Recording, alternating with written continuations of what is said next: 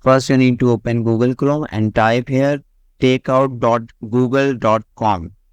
After you type it, just press the enter button. Now you can see that there will be so many boxes selected, so you need to deselect all. So you can only check the Google Photos. You can download many things from here which are a part of your account, like YouTube music and videos. So right now our main focus is on Google Photos. So we'll be just checking it. And now you can see the option, second option, all photo albums included. So just click on it. And then obviously all the albums will be selected and you click on OK. Then you need to scroll down, and then you can see here that they are asking which data you want to include. So here you have to choose that how to send these as an email or a Dropbox or what. So if you click here, you can see there are so many options. So if you're using, but right now we want through email.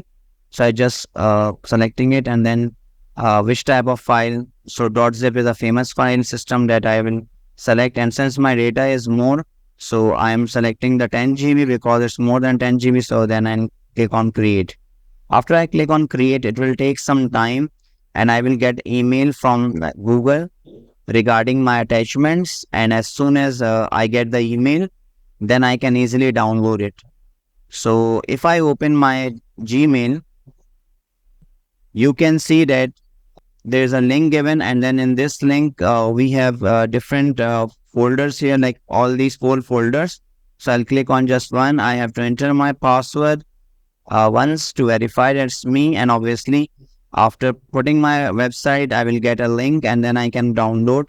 I'm using IDM, so you see it's a prompt from IDM. Otherwise you can download directly also to your browser, and in the same way I have downloaded all the files one by one, and now all my files are downloaded.